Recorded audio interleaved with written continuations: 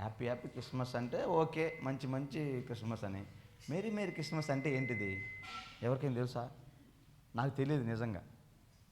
అందరూ happy happy Christmas అంటే Mary merry Christmas అన్నారు. అంటే ఏంటిదో నాకు తెలియదు. సరే బాగుంది కదా, నేను కూడా అన్నా. సరే ఏదో ఒకటిలే, బాగుంది కదా, మళ్ళీ ఒకసారి చెప్పండి, హ్యాపీ హ్యాపీ క్రిస్మస్. తేడా పడింది. ఫస్ట్ అంత ఉద్యోగం చెప్పట్లేదు మీరు. చెప్పండి సంతోషంగా, మంచిదే. అందరూ అంటున్నారంటే మంచిదే ఏంటిది? మంచిదే, హ్యాపీ హ్యాపీ క్రిస్మస్. అయినా కొంచెం డౌట్గానే ఉన్నారు. సరే పోనీలే, స్తోత్రం, దేవునికి మహిమ కలుగును గాక. మంచిది ప్రియులారా.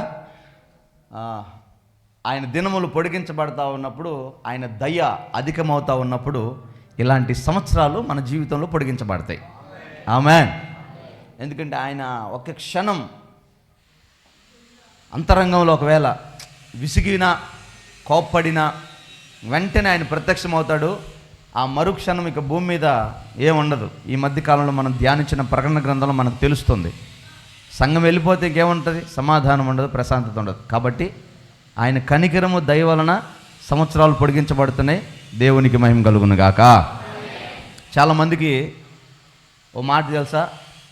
చిన్నపిల్లలకి ఏదన్నా వ్యాధి కానీ సమస్య కానీ ప్రాణాపాయకరమైన పరిస్థితి వచ్చినప్పుడు పెద్దోళ్ళు అంటారు, నాదేముంది లేరా, అయిపోయింది అంతా, జీవితంలో అనుభవించాల్సిన అన్ని అనుభవించేశాను, నువ్వు యవనస్తురాలివి, నువ్వు జాగ్రత్తగా చూసుకో అని చెప్తారు. అంటే దాని అర్థం ఏంటంటే, ఈ మానవ జీవితంలో రుచి చూడాల్సిన, తెలుసుకోవాల్సిన కొన్ని పరిస్థితులు ఖచ్చితంగా మనిషికి అవసరం.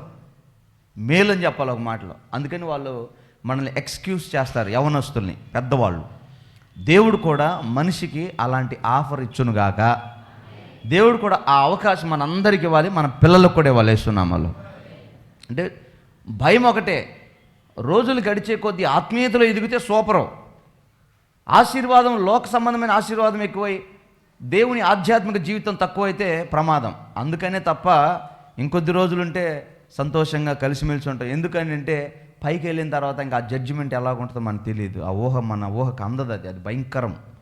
కాబట్టి చాలా ప్రమాదకరమైనది. కాబట్టి ఈ భూమి మీదనే మన ఇష్టం, మన స్వచిత్తం ఏదైనా, మన ఆశ నెరవేర్చుకునే పరిస్థితి భూమి మీదనే. కాబట్టి ఉన్న ఈ కొద్ది రోజులు మనం సంతోషంగా గడుపుదాము గాక. మరలా చెప్తున్నా, వదిలేయండి. ఓ మాట చదువుతారా? లూకాసు వార్త 2వ అధ్యాయం 10వ వచనం చదువుదాం.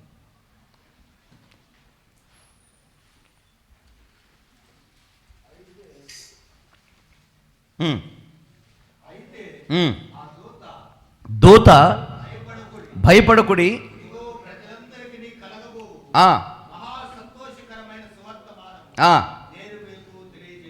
నేను మీకు తెలియజేయుచున్నాను. ఆమెన్. చూడండి, ఇప్పుడు మనం చదువుకునే వాక్య భాగంలో దూత ప్రత్యక్షమై వాళ్ళందరికీ చెప్పిన మొట్టమొదటి ప్రాముఖ్యమైన మాట ఏంటంటే భయపడకుడి. ఈ భయము అనేది ఒకవేళ మనం ఆ సిచ్యువేషన్లో, ఆ సందర్భంలో మనం కానీ పట్టుకుంటే, ఎందుకైనా మాట చెప్పాడంటే, దూత ప్రత్యక్షం అవ్వగానే ఈ గొర్రెల కాపరులందరూ గడగడలాడిపోయారు. వామ్మ, ఎవరైనా ఆకాశం నుంచి దిగొచ్చాడు, ఇంత మహిమగా ఉన్నాడు, ఇంత ప్రకాశమానమైన వెలుగు ఆయన ముఖంలో కనబడుతుంది, మనల్ని ఏమైనా చేస్తాడేమో, మనకేమో అయిద్దేమోనని ఆ సందర్భంలో వాళ్ళు భయపడి ఉండొచ్చు. అందుకే ఆ దూత వారితో చెప్తున్న మాట, భయపడొద్దు, మీకు సంతోషమైన మాట చెప్తున్నాను అన్నాడు. అయితే ఇప్పుడు ఒకవేళ ఆ దూత ప్రత్యక్షమై ఆ దూతే ఇక్కడ ప్రత్యక్షమై ఆయన గనక మీతో మాట్లాడాల్సి వస్తే, మీతో కూడా ఆయన చెప్పే మాట ఇదే, భయపడకుడి, మీకు శుభ సమాచారం. మనం ఎందుకు భయపడతాం? ఒకవేళ భయపడితే మన బాధలు ఆయన తెలుసు. ఇక మొదలు పెట్టామంటే శరీర సంబంధమైన సమస్యలు, బాధలు, రోగాలు ఒకవైపు, అప్పులు ఒకవైపు, ఆర్థిక ఇబ్బందులు ఒకవైపు, బ్యాంకులో కట్టాల్సిన రుణాలు ఒకవైపు, చుట్టాలతోటి, స్నేహితులతోటి, ఆత్మీయులతోటి, సేవకులతోటి, స్నేహితులతోటి, లోక సంబంధమైన అధికారులతోటి మన సమస్యలు, మన తిప్పలు అన్నీ కాదు, ప్రతి దానికి కలవరం కదా. రేపేమైద్దో, వచ్చే సంవత్సరం ఏమైద్దో, భవిష్యత్తు ఏమైద్దో, పిల్లోడు ఏమవుతాడో, పిల్ల ఏమవుద్దో, చదువు ఏమైద్దో, పొలం ఏమైద్దో, పశువులు ఏమవుతాయో, జీవితం ఏమవుద్దో, ఇల్లు ఏమవుద్దో, ప్రారంభించింది ఏమైద్దో, ఈ భయాల చేత మనిషికి దేవుడిచ్చిన మహా ఆనందాన్ని కూడా పోగొట్టుకుంటున్నాడు కాదా? భయమే. అన్నీ ఉన్న బ్యాంక్ బ్యాలెన్స్ ఉన్నా కూడా ఏదో ఒక తెలియని భయం. యేసు నామములో ఈ ఆరాధన మీ భయం తొలగిపోవును గాక. హల్లెలూయా. పండగ చేసుకోవాలి క్రైస్తవుడు యేసు నామములో. అందుకేమన్నా కానీ ఎలా వచ్చి పెట్టుకొని వచ్చిన స్తోత్రం కలుగును గాక. పని నేను చెప్పే కదా మీకు, పట్టు చీరలన్నీ కట్టుకోరా ఈరోజు బయటికి దేని చెప్పిన వేస్తున్నామలో సంతోషంగా ఉండాలి. ఎందుకనంటే మన పక్షాన మన భయాన్ని పోగొట్టడానికి మన రాజాతి రాజు దిగి వచ్చాడు. దేవునికి స్తోత్ర. కొట్ట సాపట్లు గట్టిగా దేవునికి మహిమ కలుగును గాక. ఆమేన్. అంటే ఒక పర్పస్ ఉందండి. భయపడ్డానికి భయం ఉండొచ్చు. ఇప్పుడు ఎవరి ఇంట్లోనైనా ఒక సమస్య పెద్దదైందనుకోండి, భయంకరంగా ఏడుస్తూ ఉంటారు. ఎందుకమ్మా ఏడుస్తున్నామంటే ఆధారమైన వ్యక్తి మిస్ అయ్యాడు, కోల్పోయాము, ఏదో ఉద్యోగం కోల్పోయాము, ఇల్లు కోల్పోయాము చెప్తా ఉంటారు. కానీ ఇప్పుడు మనకు ధైర్యం చెప్పేవారు లేరు, దారి చెప్పేవాళ్ళు లేరు, సహాయం చేసేవాడు మాట సహాయమో అధికారులతో మాట్లాడి రికమెండేషన్ చేయడానికో లేకపోతే మంచి ఫ్యామిలీ డాక్టర్ లాంటి వ్యక్తి లేడు. అందుకు భయపడుతున్నాం. ఇప్పుడు వీటన్నిటికీ మించిన అన్నిటికీ పెద్దయిన సూపర్ న్యాచురల్ పవర్ నజరేయుడైన యేసు మన జీవితాల్లోకి వచ్చాడు. ఇక మొత్తం ఆయన మీద వేయటమే, ఇక మనం బాధపడాల్సిన అవసరం లేదు. అయితే ఈ ధైర్యాన్ని మన ప్రభు వచ్చినటువంటి ఈ రాకడ సందేశాన్ని, ఆయన వచ్చిన ఈ జన్మదిన సందర్భ సందేశాన్ని మనము సంతోషంగా సంబరం చేసుకోకుండా ఉండడానికి అపవాది ఆయన వచ్చినప్పటి నుంచి పోరాడుతూనే ఉన్నాడు. విచిత్రం తెలుసా, ఆయన రాకడకు ముందు ఒక భయంకరమైన వధ జరిగింది. వధ, కొన్ని వేల మంది పిల్లలు చచ్చిపోయారు. ఏం జరిగింది? హేరోదు రక్షకుడు వస్తాడని జ్ఞానుల ద్వారా తెలుసుకొని, ఓయమో యూదుల రాజుగా పుట్టినవాడు ఎక్కడ అని వీళ్ళు డైరెక్ట్గా చెప్పారు ఆయనకి. అయ్యా మీరు ఎక్కడి నుంచి వస్తున్నారంటే మేము తూర్పు దేశం నుంచి వస్తున్నామా అని. ఎందుకు వచ్చారంటే యూదుల రాజుగా పుట్టాడు ఇక్కడ, మా శాస్త్రాలు చెప్పి మా శాస్త్రం ప్రకారం ఆయన ఎక్కడే ఉన్నాడు, బెత్లెహేంలో ఉన్నాడు, అందుకే ఆయన వెతుక్కుంటూ వచ్చామంటే రాజు గుండె పగిలింది. నేనంటే ఆన్నో ఇన్నో వెన్నుపోటు పొడిచి కిడ్నీలని అయి చేసి ఈ చేసి సింహాసనానికి ఎక్కాను, ఎన్ని మోసాలు చేశానో, ఎన్ని హత్యలు చేశానో, ఎన్ని గందరగోళాలు చేశానో ఈ కుర్చీ కోసం. ఆయన ఎవరో పుట్టడమే రాజుగా పుట్టాడంట. ఆయనకైనా పెరిగి పెద్ద అయ్యాడంటే ఇంకా నాకేముండదు. ఈ తిక్కలోడు కాకపోతే ఇవాళ పుట్టినోడు వీడు చచ్చేదాకా పెరిగి పెద్దవడానికి వీడి వయసు సరిపోద్దా? దురాశ హేరోదికి. అందుకని ఒకటే పాస్ చేశాడు, ఇదిగో మన రాజ్యంలో 2 సంవత్సరాల లోపున్న మగపిల్లలు మొత్తాన్ని చంపేయండి అన్నాడు.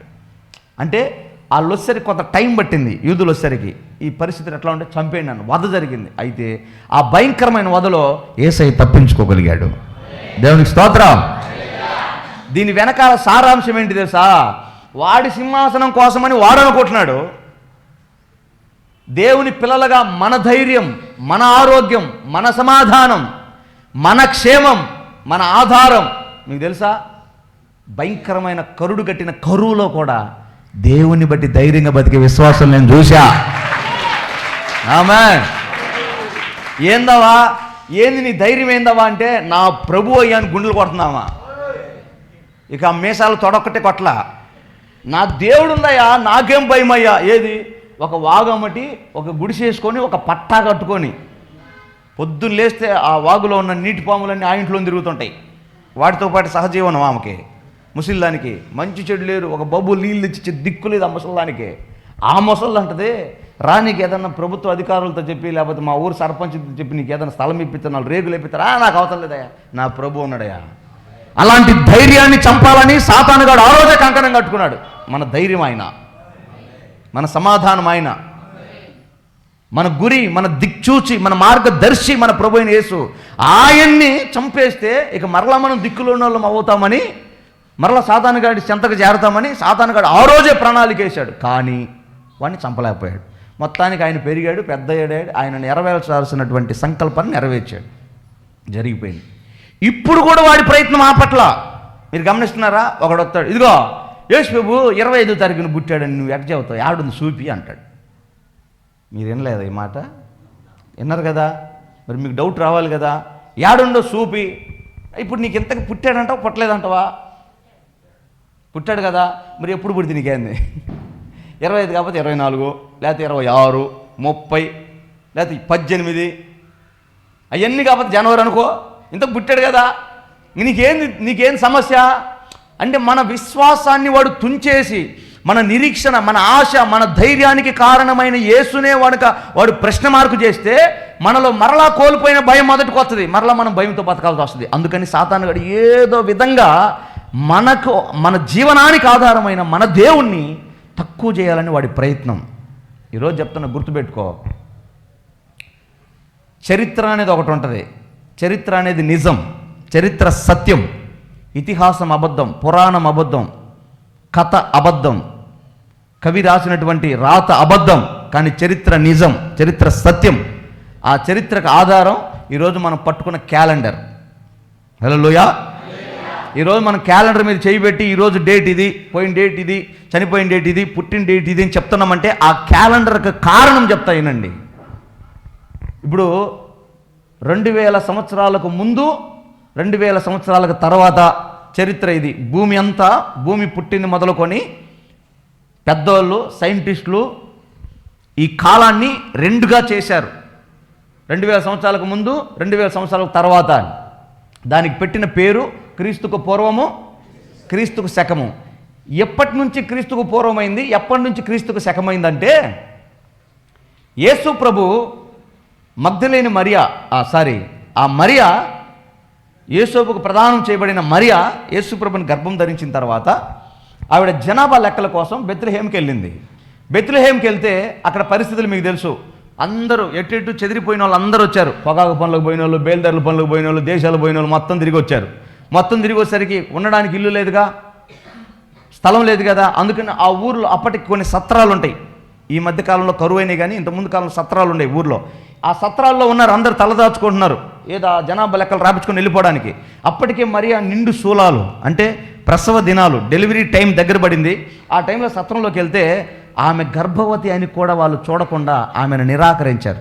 స్థలం లేదమ్మా, ఇప్పటికీ చాలామంది ఉన్నారమ్మా, ఇరుకైపోయిందమ్మా, బయటికి వెళ్ళండి అమ్మా అని. ఇప్పుడు అక్కడ కూడా స్థలం లేక ఆవిడ వెళ్ళి ఒక పెద్ద చెట్టు ఉందండి. ఆ చెట్టు చరిత్ర ఆధారం ప్రకారం జమ్మి చెట్టు, తుమ్మ చెట్టు. ఒక తుమ్మ చెట్టు కింద ఉంటే అక్కడ నెలలు నిండిపోయి ఆమె ప్రసవించింది. వింటున్నారా? జమ్మి చెట్టు కింద ప్రసవించింది. ఈలోపు ఒక పెద్ద ఆయన వెళ్ళి, అయ్యో పసిబిడ్డను ప్రసవించి ఆ తల్లి కౌగిట్లో పెట్టుకుందే, రోడ్డు మీద ఉందే అని ఆ బిడ్డను చేతిలోకి తీసుకొని, ఆ తల్లిని చేతిలోకి తీసుకొని అటు ఇటు వెళ్తా ఉంటే ఎక్కడ స్థలం దొరకల. అక్కడ ఒక పశువులు పాకుంటే ఆ పాకలోకి తీసుకెళ్ళాడు. ఆ పాకలో కూడా బిడ్డను పడుకోబెట్టడానికి స్పేస్ లేదు. అప్పుడు ఆ పశువులు తాగే తొట్టి, నీళ్లు తాగే, కుడితి తాగే తొట్టి ఉంటే ఆ తొట్టిలో కొంచెం గడ్డేసి ఆమె పొత్తి గుడ్డ, అర్థమవుతుందా మీకు? పొత్తి కడుపు ఉంటుంది కానీ పొత్తి గుడ్డ ఉంటుంది ఎక్కడైనా, మీకు అర్థం, ఆ తల్లులకు అర్థమవుతుంది ఆ గొడ్డ ఏంటో. ఆ గుడ్డనే పరిచి, ఆ గుడ్డనే చుట్టి ఆ తొట్టిలో పడుకోబెట్టి, అమ్మ కొంచెం అట్లా ఉండండి, మీకు ఏదైనా వెసులుబాటు చూసి మిమ్మల్ని అక్కడ తీసుకెళ్తారని ఆ పెద్ద అయిన యేసేపుని మరియమ్మని అక్కడ పెట్టి వెళ్ళాడు. జరిగిన సంగతి అది. అర్థమైన వాళ్ళు గట్టిగా వెళ్ళి చెప్పండి. సత్రంలో పట్ల, పశువుల తొట్టిలో పట్ల, ఒక చెట్టు కింద పుట్టాడు యేసయ్య. ఎందుకు పుట్టాడో అస్సలు కారణం లేకుండా బైబిల్ ఒక అక్షరం కూడా ఉండదు. బైబుల్ అంటే ఏమనుకుని ఈ ప్రపంచానికి దిక్కు బైబులో. కాకపోతే 300 దొరికిందని మనకు అర్థం కాలేదు, కానీ పిచ్చెక్కిచ్చే విషయాలు ఉన్నాయి బైబిల్లో. అర్థమవుతుందా? అప్పుడు తర్వాత తొట్టిలోకి వెళ్ళాడు అనమాట. ఇది జరిగిన వాస్తవం. అయితే జరిగింది ఇక 8వ రోజు. అప్పటికే జనాభా లెక్కలు రాస్తూ ఉన్నారు, అన్నీ రాస్తూ ఉన్నారు. యూదుల సాంప్రదాయ ప్రకారం ఇప్పుడు మేమున్నాము, మాకు ప్రతి కులానికి ఒక కులదైవం ఉంటుంది, ప్రతి కులానికి ఒక గోత్రం ఉంటుంది, ప్రతి కులానికి ఒక ఆచారం ఉంటుంది, ప్రతి కులానికి ఒక పద్ధతి ఉంటుంది. అలాగే యూదులకు ఉన్నటువంటి ఆచారం, అబ్రహాముతో దేవుడు చేసిన నిబంధన ఏంటంటే, ఇక నుంచి నీకు పుట్టే ప్రతి బిడ్డని, ప్రతి మగబిడ్డ 8వ రోజున వాడికి సున్నతి చేస్తే వాడు నా కుమారుడు అవుతాడని దేవుడు అబ్రహాంతో చెప్పాడు. సున్నతి చేయటం అంటారు. ఇప్పుడు యేసు ప్రభు మగపిల్లాడు. 8 రోజుల తర్వాత యేసు ప్రభుని తీసుకొని దేవాలయానికి వెళ్ళింది మరియమ్మ. యేసేపు 8 రోజుల బిడ్డను తీసుకెళ్ళి, యేసు ప్రభుని తీసుకొని దేవాలయంకి వెళ్ళింది. ఎందుకు? సున్నతి చేయించడానికి. అది యూదుల సాంప్రదాయం. ఆ సున్నతి చేయడానికి అక్కడికి వెళ్తే అక్కడ ఒక పెద్ద గ్రంథం ఉంటుంది. ఆ గ్రంథంలో ఎవరెవరు సున్నతి చేస్తారో ఆ రోజు వాళ్ళకి పేర్లు రాస్తారు. ఇప్పుడు మనం కదా డెలివరీ అయిన తర్వాత బర్త్ సర్టిఫికేట్కి పేరు రాసుకుంటామే, అలాగా యేసు ప్రభు పేరు రాయాల్సి వచ్చినప్పుడు అప్పుడు గాబ్రియేలను దూత మరియకు చెప్తుంది, నీ కడుపున పుడతాడు, అతనికి ఇమ్మానుయేలుని పేరు పెడతాడని. అప్పుడు ఆ గ్రంథంలో యేసయ్యకు సున్నతి చేసి అక్కడ ఒక పేరు పెట్టింది, యేసు క్రీస్తు. ఆమేన్. అర్థమైందా? ఎప్పుడు సున్నతి చేసి 8వ రోజున పేరు రాశాడు. ఈ పుస్తకం లండన్ లైబ్రరీలో ఇప్పటికీ సేఫ్గా ఉంది. ఎవరికన్నా కావాలంటే పోయి ఎత్తుకోమను. ఈ ప్రపంచంలో అతి పెద్ద పురాతనమైన సమస్త విషయాలను దాచిపెట్టగలిగిన ఒకే ఒక లైబ్రరీ లండన్లో ఉంటుంది. అక్కడ ఆ గ్రంథం ఉంది. ఆ రోజున ఎంతమంది సున్నతి చేయబడ్డారో, ఎంతమంది జనాభా లెక్కలో రాసి ఉంచారో వారందరి చరిత్రలు ఆ గ్రంథాల్లో నేటికి సజీవంగా ఉన్నాయి. ఆ పేరు రాసినప్పుడు ఒక చరిత్రకారుడైనటువంటి ఒక శాస్త్రవేత్త ఒక ఆయన ఎప్పుడైతే దీనిని గురించి ఆ గ్రంథాన్ని లిఖించాడో, ఆ హిస్టరీ బుక్ తీసుకొని యేసు ప్రభు పేరుని ఆధారం చేసుకొని అక్కడి నుంచి 1, 2, 3, 4, 5, 6, 7, 8 రోజులు వెనక్కి వచ్చాడు. జనవరి 1వ తారీఖుని చరిత్రకి ముందు, అది కాలానికి ముందు కాలానికి తర్వాత అని ఒక స్టాంప్ వేశాడు. జనవరి 1వ తారీఖు ఆ రోజు యేసు ప్రభుకు సున్నతి చేసిన రోజు, ఆయన పేరు ఎప్పుడైతే రాయబడిందో ఆ డేట్ని జెండాబాతి ఆయనకు ముందు ఆయనకు తర్వాత అని వేసి 8వ రోజు ఆయనకు సున్నతి చేశాడంటే ఎన్ని రోజులకు ముందు పుట్టింటాడు ఆయన? 7 రోజులు వెనక్కి వస్తే ఇప్పుడు డిసెంబర్ 25వ తారీఖు ఏ తారీఖు అవుతుంది? యేసయ్య పుట్టినరోజు అయింది. ఇది కూడా తెలియదు ఆ తెక్కలోడికి. స్తోత్రం, హల్లెలూయా.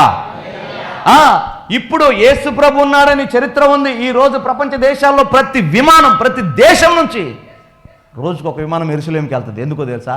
యేసయ్యని చూడటానికి కాదు, యేసయ్య పెట్టి లేచి వెళ్ళిపోయిన ఖాళీ సమాధిని చూడటానికి. ఆధారం లేదా? యేసు నడిచిన వీధులు లేవా? యేసు నివసించిన ఇల్లు లేదా? యేసుతో సహవాసం చేసిన కుటుంబాలు లేవా? స్నేహితులు లేరా? బంధువర్గం లేదా? ఇంతమంది అక్కడ ఉన్నప్పుడు ఆధారం లేదంటానికి బుద్ధి లేదా? నిజం కాదా? అసలు ఈ రోజున ఎవడైనా ఏ మతస్థుడైనా, జైన మతం, సిక్కు మతం, యూద మతం, క్రైస్తవం, ముస్లిం, హిందూ ఎవరైనా చచ్చిపోయిన ప్రతోడికి క్రీస్తు శకము, క్రీస్తు శేషులను రాయాల్సిందే. నువ్వు నమ్మినా నమ్మకపోయినా. రాసుకోవట్లేదా? మరి నమ్మనప్పుడు క్రీస్తు శకమని ఎందుకు రాస్తున్నాడు అంటే ఊరికే నోటికి వచ్చిన మాటలు మాట్లాడుతూ ఉంటారు కొంతమంది, మన విశ్వాసాన్ని పాడు చేయటానికి. ముందే చెప్పి ఇది సాతానుగాడి తంత్రం. మన ధైర్యాన్ని, మన విశ్వాసాన్ని నిర్వీర్యం చేయటానికి, మనం నమ్మిన నమ్మకం తప్పని, అమాయకత్వమని మన మీద బ్లైండ్ చేయడానికి సాతాను వేసే తంత్రం. అది గుర్తుపట్టాలి మనం. సత్యం ఇది. ఆ రోజు ఆయనకు సున్నతి చేసిన ఆ రోజును ఆధారం చేసుకొని 8వ రోజుకి వెళ్తే డిసెంబర్ 25వ తారీఖు ఆయన పుట్టాడు. ఇంకా ఆధారం ఏదో తెక్కలోడా. మరి బైబిల్లో ఎగ్జాక్ట్గా ఎందుకు నా పేరు రాయిలా? కొన్ని యేసయ్య రాయొద్దు అన్నాడు అంతే. దాని వెనకాల ఆయన ఉద్దేశాలు ఏమై ఉన్నాయో మన ప్రకటన గ్రంథం చదివాం. ఆయన గర్జించగా 7 ఉరుములు వచ్చినాయి. వెంటనే యోహాను పెన్ను పేపర్ తీసుకొని రాయటం మొదలుపెట్టాడు. అప్పుడు వెంటనే యోహానుతో ఏమన్నాడు? ఆగు, ఈ మాటలు నువ్వు రాయొద్దు, మరుగు చేయి అన్నాడు. ఇంకేందయ్యా అంత్య దినాలు వచ్చినాయి, ఇప్పుడు రాయకపోతే అట్ట? అసలు ఇప్పుడు కాదు, దాని సంగతి తర్వాత చూస్తా. అవసరమైన రాయించాడు. ఆయన బ్రష్ చేసినట్టు బైబిల్ రాశారా? స్నానం చేసినట్టు బైబిల్ రాశారా? అది చేసి ఉన్నాడా? నా ఉంటేనే నమ్ముతానంటే ఇంకా పళ్ళు తోముకుంటూ తిను. ఇంక స్నానం చేయకుండా బతుకురా నాయన, కంపు కొట్టి సత్తాం. ఉంటేనే అక్షరమే కావాలంటే నువ్వు అవన్నీ లేవు. మరి వాటిని భోజనం చేసినట్టు కూడా పలుమార్లు రాయిలా. ఎప్పుడో ఒకసారి ఆకలిగా ఉన్నట్టుగా రాశారు, కానీ భోజనం చేసినట్టు కూడా రాయిలా. వీటిని అంటే నమ్ముతానంటే ఎట్లా? ఇప్పుడు పాత నిబంధనలోనే యేసు ప్రభు పుట్టక ముందు 4000 సంవత్సరాల క్రిందట ఆయన భక్తులు చేసినటువంటి యాత్రలు, వేసిన పునాదులు, కట్టిన గోపురాలు, చేసిన ఆరాధనలకి డేట్లతో సహా పలాని మాసము, పలాని నెల, పలాని రోజు ఉపవాస దినమును ప్రతిష్ఠించారు, పలాని నెల, పలాని తారీఖున మందిరానికి పునాది వేశారు. ఇన్ని మాటలు రాసిన దేవుడు ఆయన పుట్టినరోజు ఎందుకు రాయలా? అది మనకు అక్కర్లేదు, అవసరం లేదు, అందుకే రాయాలి. ఆయన మనోళ్ళు ఊరుకున్నారా? చరిత్రను తవ్వి పట్టుకొచ్చారు లేదా? ఇప్పుడు ఆ రోజు ఎవరో సూర్యదేవుని ఆరాధిస్తారు, అది సూర్యదేవుడు పండగ అంటే, ఇప్పుడు మొన్న మా తమ్ముడు కొడుకు శ్రీమంత్ ఆగస్టు 15వ తారీఖున పుట్టాడు. వాడు పుట్టినందుకు ఆగస్టు 15 వచ్చిందా? ఆగస్టు 15 రోజున వాడు పుట్టాడా? యేసయ్య పుట్టినరోజు వాడు పండగ చేసుకున్నాడు. మనం ఏం చేద్దాం? యేసయ్య పుట్టినరోజు ఆడు ఇల్లు ఓపెనింగ్ పెట్టుకున్నాడు, యేసయ్య పుట్టినరోజు ఆడ పెళ్లి రోజు పెట్టుకున్నాడు, యేసయ్య పుట్టినరోజు ఆడి తద్దినం ఏదో దినం పెట్టుకున్నాడు. మనం ఏం చేద్దాం? యేసయ్యను ఆరాధించే రోజు వాడి దేవుడితో పండగ వచ్చింది, దానికి మనం ఏం చేద్దాం? కానీ గుర్తుపెట్టుకో, యేసయ్య పుట్టుక డిసెంబర్ 25 పక్క వాస్తవం, అంతే, దాంట్లో నో డౌట్ ఎట్ ఆల్. ఆమేన్. ఇంకా నీకు అంతగా క్లారిటీ లేదా అన్నయ్య అది ఇది డౌట్ ఉందంటే ఇంకా అసలు ఇది తీసేయి. ఉన్నాడు కదా, వచ్చిండు కదా, వెనకో ముందో 10, 15, 20, 25 వచ్చిండు కదా, ఇంకా జాలిపో యేసు రక్తమే జయం. హల్లెలూయా. వచ్చిన ఉద్దేశం ఏంటి? ఆయన వచ్చింది ఎందుకు? ఆయన ఇంత ప్రయాసపడి ఇంత దూరం వచ్చింది ఎందుకు? హెబ్రీలకు రాసిన పత్రిక 13వ అధ్యాయం 13 వచ్చింది చదువుదాం. హెబ్రీలకు రాసిన పత్రిక 13వ అధ్యాయం 13వ వచనం.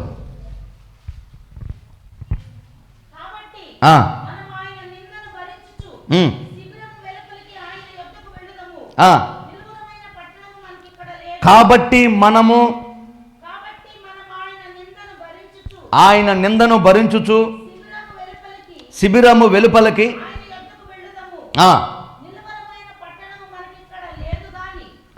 పైన ఇంకో మాట ఉంటుంది చూడమ్మా.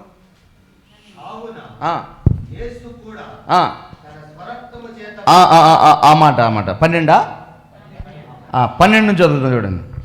కావున యేసు కూడా తన స్వరక్తము చేత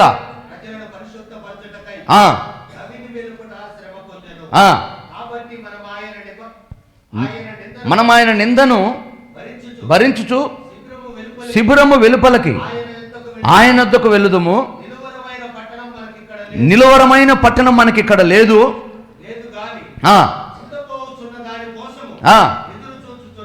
ఆమేన్. చూడండి, ఆయన ఇన్ని విపత్తులు, ఆయన పుట్టినప్పుడు జరిగినటువంటి ఆ భయంకరమైన వధలో నుంచి కానీ, ఈ వ్యతిరేకతల మధ్యలో నుంచి కానీ ఆయన పుట్టి 33.5 సంవత్సరాలు బ్రతికి మరణించి తిరిగి లేచి పునరుద్ధానుడై వెళ్ళడానికి ముందు ఆయన రాకను గురించిన ప్రవచనాలు చాలా ఉన్నాయి. మనం ఇప్పుడు రేపు మీటింగ్లు పెడుతున్నాం, బయట ఫ్లెక్సీలు కట్టాం, రేపు మీటింగ్లు పెడతాం, వాల్ పోస్టర్లు వేస్తాం, ఆటో అనౌన్స్మెంట్ చేస్తాం. 10, 15, 20 రోజుల ముందుగానే ఒక 2 రోజుల మీటింగ్కి ఇంత చేస్తాం. సర్వలోక రక్షకుడైన దేవుడు భూమి మీదకి వస్తున్నప్పుడు ఇన్విటేషన్ ఉండదా? ఇన్ఫర్మేషన్ ఉండదా? ఖచ్చితంగా ఉంటుంది. అన్ని గ్రంథాల్లో ఉంది, అన్ని ఉపనిషత్తుల్లో ఉంది, అన్ని వేదాలు, అన్ని మంత్రాలు, అన్ని కులాలు, అన్ని దేశాలు ఎవరు దేవుని కొరకు ఎదురు చూస్తూ ఆశ కలిగి ఉన్నారో వారందరికీ దేవుడు బయలుపరుచుకున్నాడు. కాదు అర్థమై సావలా. హలో, మట్టి బుర్ర కదా. పాపోహం పాపకర్మాహం పాపాత్మ పాప సంభవ పాప కృపయా దేవ శరణ కదవచ్చలా అన్నాం అనుకో, సాంగ్ ఏమన్నాడు, ఎందుకన్నాడు, నాతో ఎందుకన్నాడు, ఏనాడు నన్ను ఆలోచన చేసావా? లే. నేను ప్రార్థన చేసుకుంటా ఉన్నా, కొన్ని విషయాలు జ్ఞాపకం వచ్చాయి. కొత్త సంవత్సరం వస్తుంది ప్రభా, ఈ సంవత్సరంలో ఎక్కడైనా నీకేమైనా అవిధేయత కానీ, నా వలన నువ్వు బాధపడిన సందర్భాలు కానీ ఏమైనా ఉన్నాయేం ప్రభా అని బాధపడతా తలకిందులైపోతున్నా. ఎవరైనా బాధ పెట్టానేమో నా పిల్లల్ని, మొదటి నీ బిడ్డలు కదా వాళ్ళు, తర్వాతే కదా నా పిల్లలు, వాళ్ళని ఏమైనా బాధ పెట్టానా, పైకి వచ్చి నాకు నన్ను ఏమైనా లెక్క అడుగుతావా అని నేను బాధపడతా ఉంటే, ఈలోపు మా బావ అక్కడ ఫోన్ చేశాడు. ఫోన్ చేసి ఇటు పోయిచ్చాము అన్నాడు. ఏం చేశారన్న? అదే కొత్త సంవత్సరం వస్తుంది కదా, శాపాన్ని కడిగేసుకొని వచ్చామన్నాడు. నేను కూడా ఇదే కదా ఇప్పుడు దాకా చేసింది అనుకొని, ఏం చేశారన్న? ఏముంది అల్లుడు, మాకు తెలిసింది ఒకటేగా. ఏందన్నా? పోయాము, ఇటు పెట్టుకోమన్నాడు, పెట్టుకున్నాము, ఏదో తమలపాకుతో అట్లా వేసాడంట, మా అమ్మ అనుకోమన్నాడంట. నేను అనుకున్నా, ఒరే మందైతే ఎంత ఘోరం, ఉపవాసాలు ఉండాలి, మోకాళ్ళ మీద ఉండాలి, ప్రభు కాళ్ళు పట్టుకొని బతిలాడుకొని ఏడ్చి పశ్చాత్తాపడి క్షమించమని సమాధానపడి, అవసరమైతే ఎదుటివాడి దగ్గరికి వెళ్ళి చేతులు పట్టుకొని, అయ్యా ఇవి చేతులు కాదు కాళ్ళు అనుకోని ఆయన మన ఇద్దరం సమాధాన పడదాం అయ్యా అని వాడితో బతిలాడుకొని ఇన్ని మాటలు పడి సమాధాన పడితేనే దేవుడు కనికరిస్తాడంటే, వీళ్ళదేదో చాలా సింపుల్గా ఉంది. 2 చుక్కలు నీళ్ళు పోసుకొని మామా అయిపోయిందంట. అందుకు కదా జనాలు గుంపులు పోయేది. ఇదేమో ఇరుకు మార్గం అయిపోయా, ఇబ్బందికర మార్గం అయిపోయా దేవుడి దగ్గరికి. కానీ ఆయన కూడా అంటాడు, నేను వస్తున్నానని ఇన్ని ప్రవచనాలు, ఇన్ని సందేశాలు ఉన్నాయి. నా రాకడను గురించే కాదు, నా మరణం గురించి, నా రాక కంటే ఎక్కువైన ప్రవచనాలు ఉన్నాయి, నా పునరుద్ధానం గురించి ఇంకా ఎక్కువ ఉన్నాయి. వీటన్నిటి సారాంశం ఏంటంటే, నా స్వరక్తము చేత మిమ్మల్ని సంపాదించుకొని నేను వెళ్ళటానికి. ఆమేన్. ఎంత వివరం రాశాడు చూడండి. అక్కడ ఏమన్నాడంటే ఆయన, నా స్వరక్తము చేత ప్రజలను, ఆ మాట నోటీస్ చేసుకోండి. ఎవరిని? ప్రజలు. భారతీయుల, చైనీయుల, ఆంగ్లేయుల, బ్రిటిష్ వాళ్ళ, లేకపోతే జర్మన్లా, లేకపోతే అమెరికన్సా, అలా పేరు పెట్టలేదు అక్కడ. ప్రజలు, భూమి మీద ఉన్న మనిషి పుట్టిన ప్రతి వాడు ప్రజే. ఆ ప్రజల గురించి చెప్తున్నాడు ఆయన. నా స్వరక్తం ఇచ్చి ప్రజలను పరిశుద్ధపరిచి, నీళ్లు పోసుకొని మమ అంటే పరిశుద్ధత రాదు, గోసి పట్టుకొని 3 మునకలు మునిగితే పరిశుద్ధత రాదు, కోడిని కోస్తే రాదు, పొట్టేలు కోస్తే రాదు. ఆ పైనే రాస్తాడు, కోడల యొక్క, మేకల యొక్క, పక్షుల యొక్క రక్తం వలన మీ పాపాలకి ప్రాయశ్చిత్తం లేదు. ఎందుకంటే ఆ కోళ్లలో, ఆ పశువుల్లో కూడా కామం ఉంది, కోపం ఉంది, క్రోధం ఉంది, ఆవేశం ఉంది, స్వార్థం ఉంది. లేదా కోడి పిల్ల దగ్గర పోయి గుడ్లు పెట్టిన కోడి పొదిగింటదే, దాన్ని గుడ్డు పట్టుకో ఎగిరి తట్టనే కోడి అంతా. స్తోత్రం, హల్లెలూయా. కోడి అంతా నువ్వు గింజలేసి పెంచిన కోడి నీ మాటినాలు కానీ నిన్ను దనటమైంది. అవసరమైతే గుడ్డు ఆమ్లెట్ వేసుకుంటావు, లేకపోతే ఇంక బిర్యానీ చేసుకుంటావు కోసుకొని, నిన్ను దనటమైంది అంతే. దాని స్వార్థం, అది నాది. ఆ సమయం వచ్చినప్పుడు దాన్ని పట్టుకుంటే ఒప్పుకో. దానికి స్వార్థం ఉంది, కోపం ఉంది, కామం ఉంది, ఆవేశం ఉంది, కాబట్టి అది పనికిరాదు, దాని రక్తం చల్లదు. అందుకే కామ, క్రోధ, లోభ, మదమచ్చర్యములు లేని ఒక మహాపరిశుద్ధుడు భూమి మీద నరావతారిగా వచ్చి ఆయన తన స్వరక్తము చేత ప్రజలను సంపాదించుకోవాలని పరిశుద్ధపరచుటకై గవిని వెలుపట. ఈ పాయింట్ కూడా నోట్ చేసుకోండి. గవిని వెలుపట అంటే అర్థం ఏంటంటే, మనిషి యొక్క దోషమైన, కీడైన, శాపమైన పోగొట్టుకునేది గవిని వెలుపటే. అది అన్ని సాంప్రదాయాల్లో కూడా ఉంటుంది. ఏదైనా పశువులకి చీడ అంటే ఏదైనా ఒక రోగం, బొబ్బల రోగం కానీ, ఈ కొక్కెరచ్చి కోళ్ళని చచ్చిపోతుంటాయి అలాంటిది కానీ, ఇంకోటి ఏదైనా వస్తే ఒక మంచి మేకనో, మంచి పొట్టేళ్ళనో, ఒక మంచి దున్నపోతునో తీసుకెళ్ళి ఊరికి పొలిమేర దగ్గర ఒక చెట్టు మీద ఏలేస్తారు. అది అట్లాగే చచ్చిపోయింది. అప్పుడప్పుడు మీరు చెట్టుకు ఏలాడి చచ్చిన గొర్రెను, మేకను గమనించుంటారు మీరు ఎక్కడైనా. దీనికి కారణం గవిని. మనిషి చచ్చిపోయాడు అనుకోండి, సమాధి ఎక్కడైనా చేయని, కానీ వాడి దినం రోజు గుర్రు అని కొట్టుకుంటా ఊరి గవినికి వెళ్ళొస్తారు, పొలిమేరకి వెళ్ళొస్తారు. ఎందుకు? ప్రాయశ్చిత్తం చేసుకోవడానికి. ఆ మరణానికి సంబంధించిన ఆ వాసన తొలగిపోవాలి, నా ఇంట్లో ఉండకూడదని ప్రాయశ్చిత్తం చేసుకోవడానికి. గవినిలోనే ఎందుకు వెళ్తారంటే ఊరిలో ఉన్నటువంటి ఆ పేడను అక్కడ వదలడానికి. ఆ గవిని అనేది చాలా సాదృశ్యం.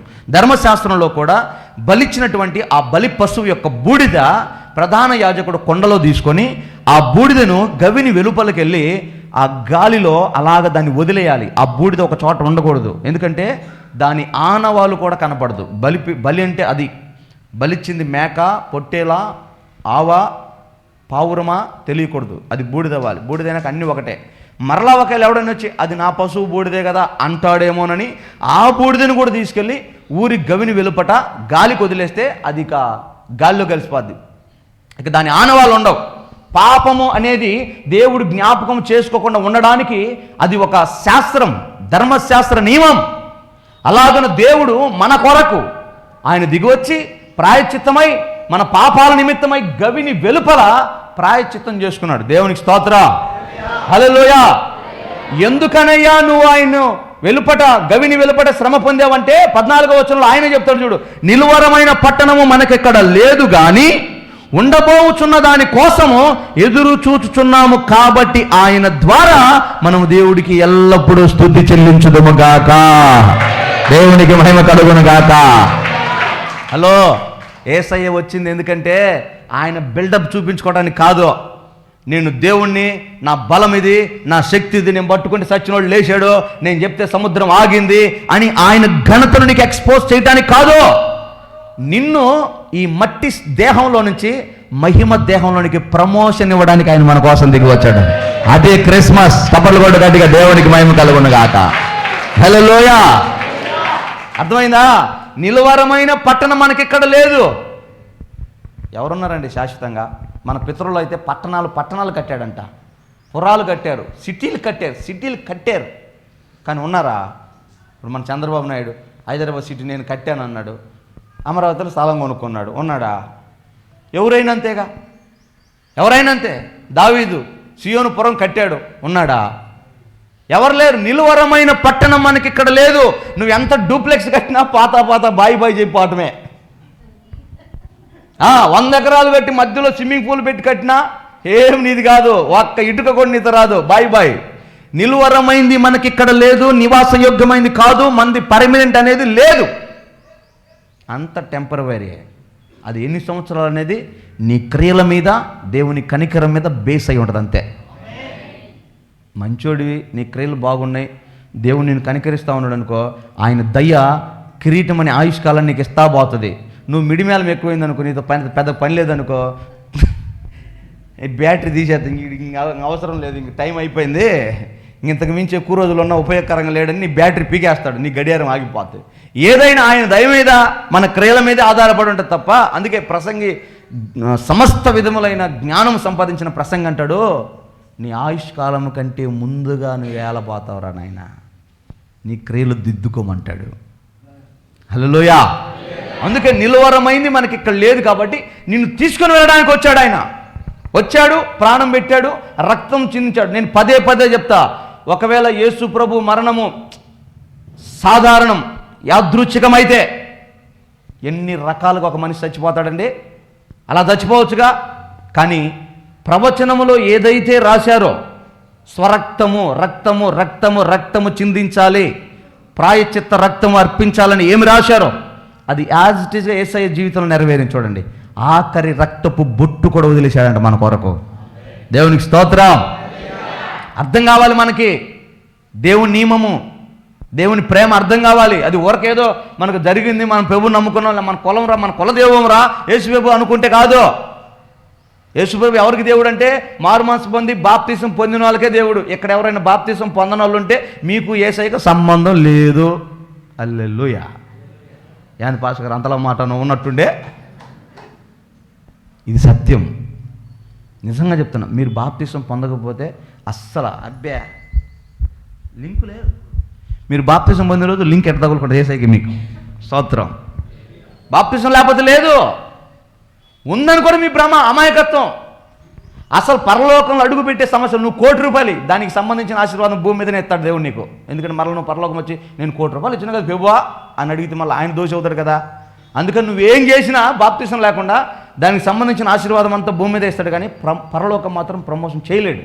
ఎందుకంటే బాప్తిస్మానికి, రక్షణకి ఒక వన్ అండ్ ఓన్లీ వే బాప్తిస్మం, అంతే రక్షణకి. కాబట్టి నీ కొరకు వచ్చిన దేవుడు మన ప్రభు అయిన యేసు, ఆయన మరణం, ఆ రక్తం చిందించడం ద్వారా నీకు పరలోకానికి మార్గం సిద్ధపరిచాడు. కనుక ఇప్పుడు నువ్వు ఆ వేలో ఉన్నావో లేదో పరీక్షించుకొని, ప్రార్థన చేసుకొని, తీర్మానం చేసుకొని, ఈ వాక్యం ప్రకారం ప్రభు కొరకు నిందని, అవమానాన్ని, కష్టాన్ని వాటిని భరించి నిలువరమైన పట్టణం కొరకు నువ్వు సిద్ధపడుదువుగాక. ఇది మన పట్ల దేవుని ప్రణాళిక. అందుకొరకు యేసయ్య భూమి మీదకి వచ్చాడు. అంతకుముందు చాలామంది కూడా అంటారు కదా, యేసు ప్రభు 2024 సంవత్సరాల కిందట వచ్చాడు, మరి అంతకుముందు దేవుడు లేడా? ఎందుకు లేడు? ఆయనే. నీకు అర్థం కావట్లేదా? వచ్చాడు వచ్చాడు వచ్చాడు అంటుంటే అంతకుముందు ఆడో ఉన్నాడనేగా. మళ్ళీ ప్రశ్న అడుగుతూ నీకు బుద్ధి లేదు, జ్ఞానం తక్కువ. అంతకుముందు ఎవరంటే ఆయనే. అంతకుముందు హైదరాబాద్లో ఉన్నాడు, ఇప్పుడు కొండే వచ్చాడు, అంతే తేడా. స్తోత్రం. హల్లెలూయా.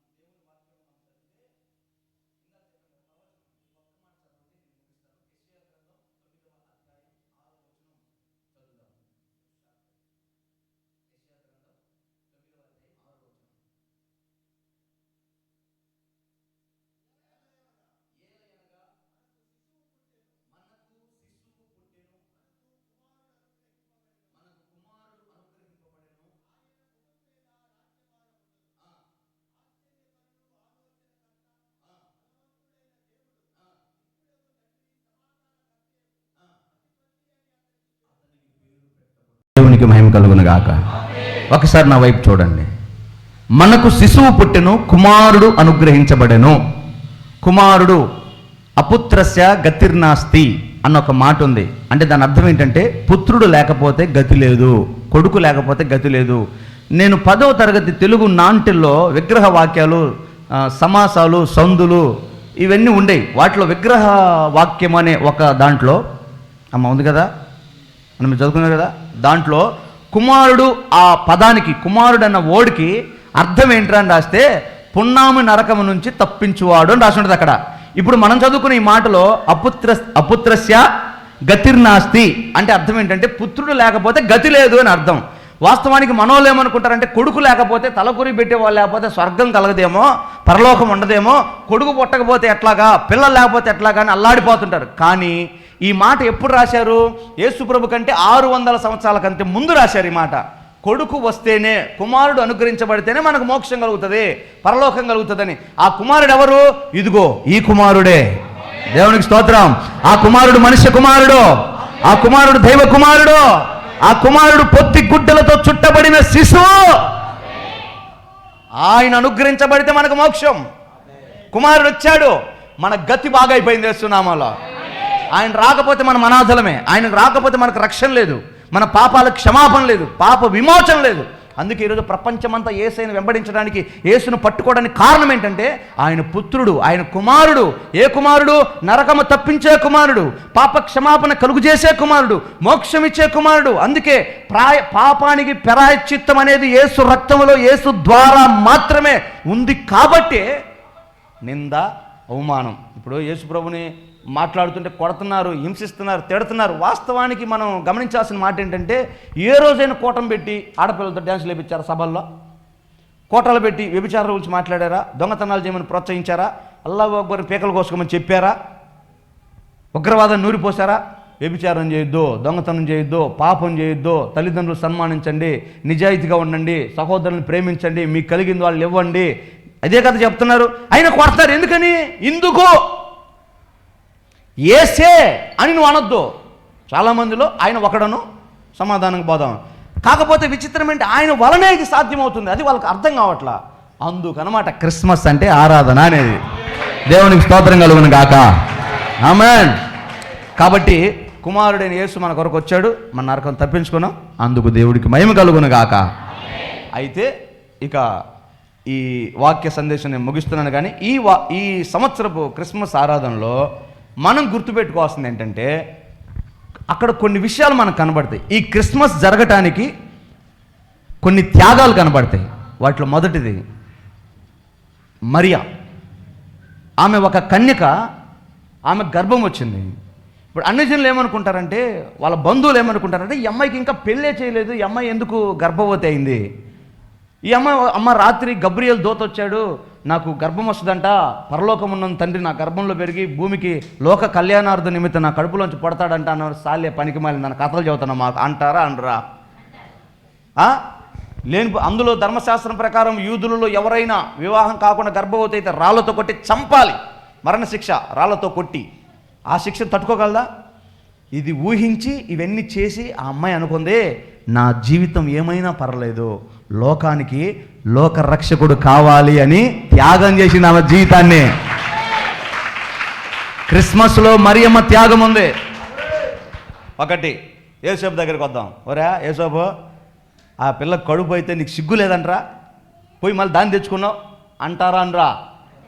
కానీ ఆ రాత్రి యేసోపు దగ్గరికి దూత వచ్చాడు. యేసోపు, ఆ అమ్మాయి నీతిమంతురాలు, ఆ అమ్మాయిని విడనాడొద్దు, ఇది లోక కళ్యాణార్థం జరుగుతుందంటే ఆ రాత్రి వెళ్ళి అమ్మాయిని తెచ్చుకున్నాడు. అంటే నిందించిన, అవమానించిన, చేతగానుడు, కొజ్జోడు, రకరకాల మాటలు వచ్చినా లోక రక్షకుడు నా వలన పడుతున్నాడని యూసుఫు తన జీవితాన్ని త్యాగం చేశాడు. హల్లెలూయా. ఇట్లా చెప్పుకుంటా పోతే ఎందరో ఎన్నో త్యాగాలు చేశారో.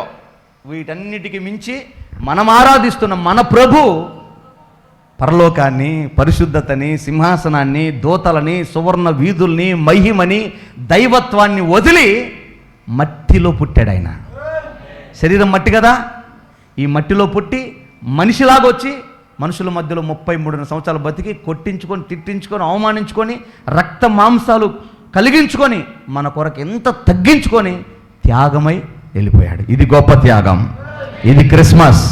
హల్లెలూయా.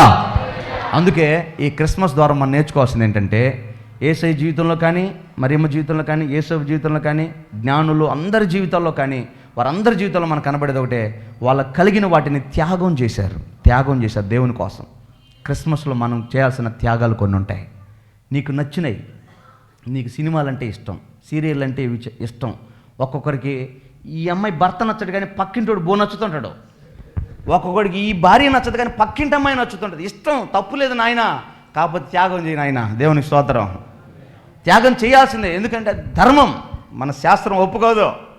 ధర్మశాస్త్రం కానీ, హిందూ శాస్త్రం కానీ, భరత శాస్త్రం కానీ, న్యాయశాస్త్రం కానీ ఒప్పుకోదు. కాబట్టి నువ్వు త్యాగాలు చేయాల్సిందే. సినిమాలు ఇష్టమా వదిలేయి, పేకాట ఇష్టమా వదిలేయి, తాగుడు ఇష్టమా వదిలేయి, లోక సంబంధమైన ఇష్టమా వదిలేయి, వ్యభిచారం ఇష్టమా వదిలేయి, దేవుడికి ఇష్టమైన చెయ్యి, పరిశుద్ధంగా బ్రతుకు.